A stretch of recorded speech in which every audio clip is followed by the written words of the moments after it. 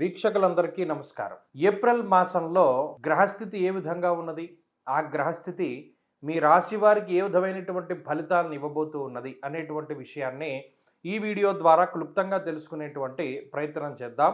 ముఖ్యంగా ఏప్రిల్ మాసంలో ఏ విధమైనటువంటి గ్రహస్థితి ఉండబోతూ ఉన్నది అంటే, ఈ మాసంలో గురుడు మిథున రాశి యందు సంచారం చేస్తారు, కేతువు సింహరాశి యందు సంచారం చేస్తారు, అలాగే కుంభరాశి యందు రాహు యొక్క సంచారం ఉంటుంది.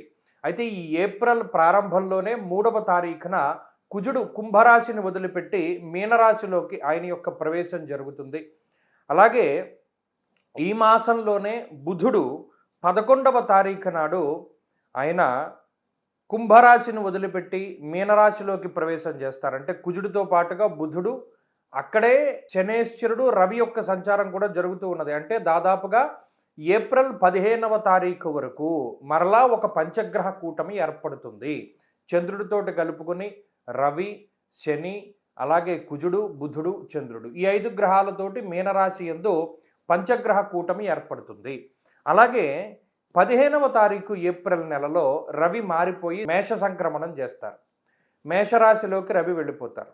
అలాగే ఈ మాసం చివరిలో 20వ తారీఖున శుక్రుని యొక్క స్థితి మేషరాశి నుండి మారి వృషభ రాశిలోకి వెళుతూ ఉంటుంది. అంటే ఇక్కడ గమనించవలసినటువంటి విషయం ఏమిటి అంటే, ఈ మాసంలో ప్రధానంగా యుతి రవి, శనేశ్చర, కుజ గ్రహాల తాలూకు యుతి అనేటువంటిది కనబడుతూ ఉన్నది. రవి, కుజ, శనేశ్చరుల యొక్క యుతి అనేటువంటిది ప్రమాదకరము. ఎందుకు ప్రమాదకరము మనం ఆదిలోనే చెప్పుకున్నాం. ఏమని? గురుని యొక్క సంచారం ఏకస్మిన్ వత్సరే జీవే రాశిత్రయం ఉపాగతే. 3 రాశుల్లో గురుడు సంచరిస్తూ ఉన్నారు. ఇది మంచిది కాదన్నాం.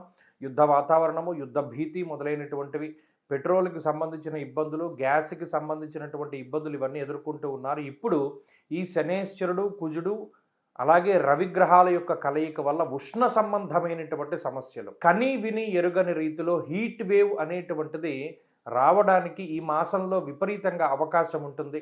రవికుజ శనేశ్వరుల యొక్క కలయిక విస్ఫోటనంగా చెప్తారు. అంటే అగ్నిపర్వతాలు బద్దలవ్వడానికి, రోళ్ళు రోకళ్ళు పగిలిపోయేటంత ఎండవేడిమి ఉండడానికి, అంత గరిష్టమైనటువంటి ఉష్ణోగ్రతలు రావడానికి ఎక్కువ అవకాశం ఉంటుంది.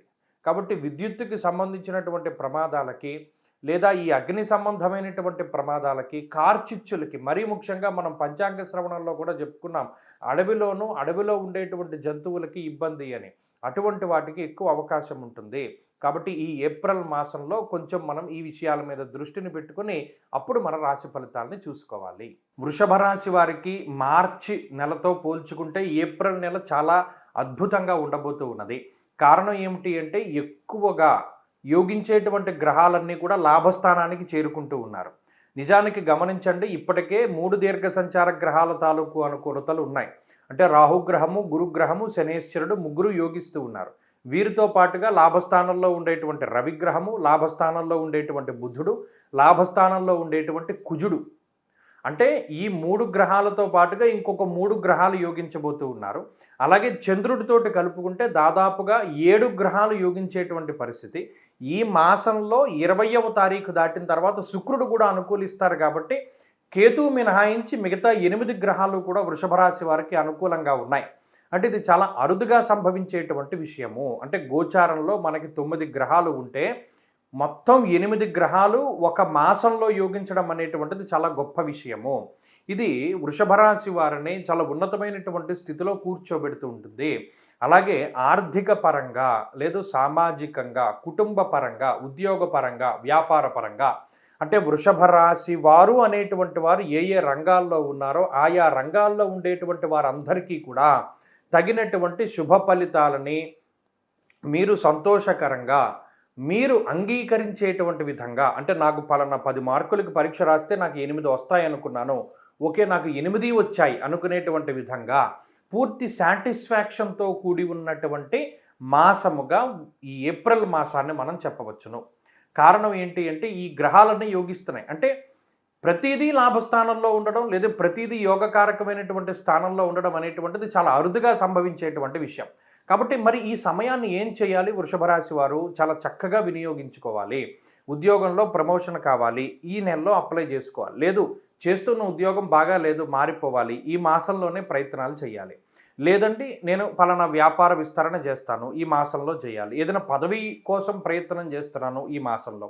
సంతానోత్పత్తి కోసము, లేదా వివాహం కోసము, లేదా ఏదైనా కొత్త ఫ్రాంచైజీ కోసం నేను ఎదురు చూస్తూ ఉన్నాను ఈ మాసంలోనే. అంటే మీరు ఏదైతే జీవనంలో మీ నిత్య జీవితంలో సాధించాలి, మనం జీవితంలో ఎదగాలి అనడానికి మీరు చేసేటువంటివన్నీ ఉంటాయి. అవన్నీ కూడా చాలా చక్కగా ఈ మాసంలో మీరు పెట్టుకుని ముందుకు వెళ్ళవచ్చును. ఈ మాసంలో రిస్క్ చేస్తే అది మీకు మంచి ఫలితాలనే ఇస్తుంది. అలా అని గుడ్డిగా వెళ్ళమని కాదు. ఇక్కడ గోచారంలో 8 గ్రహాలు యోగిస్తూ ఉన్నా, జాతకంలో ఉన్నటువంటి దశాంతర దశలు బాగా లేకపోతే కొద్దిగా ఇబ్బంది పడతారు. ఈ గోచారానికి తోడు జాతకంలో కూడా దశాంతర దశలని చాలా అద్భుతంగా యోగిస్తూ ఉంటే మహారాజయోగప్రదంగా ఈ మాసం అంతా కూడా వృషభ రాశి వారికి నడుస్తూ ఉంటుంది. కాబట్టి అన్ని రంగాల వారికి, అన్ని రకాలైనటువంటి జీవన విధానాలు చేసేటువంటి వారికి, అంటే రోజువారీ పనులు చేసేవారి దగ్గర నుండి అపర కుబేరుల వరకు కూడా ఎవరైతే వృషభ రాశి వారు ఉన్నారో అందరూ కూడా లాభపడేటువంటి మాసంగా ఏప్రిల్ మాసాన్ని మనం చెప్పవచ్చును. ఇది అరుదుగా వచ్చేటువంటి యోగము. దీన్ని అద్భుతంగా వినియోగించుకోండి. ఇందులో ప్రతిరోజు కూడా చాలా గోల్డెన్ పీరియడ్గానే మీరు భావించి బద్ధకాన్ని వదిలిపెట్టి ఏవైతే జీవితంలో మీకు అవ్వకుండా ఏడిపిస్తూ ఉన్నటువంటి పనులున్నాయో వాటన్నిటినీ కూడా ముందుకు తీసుకెళ్లేటువంటి ప్రయత్నం చేయండి. చాలా అద్భుతమైనటువంటి ఫలితాలు ఉంటాయి.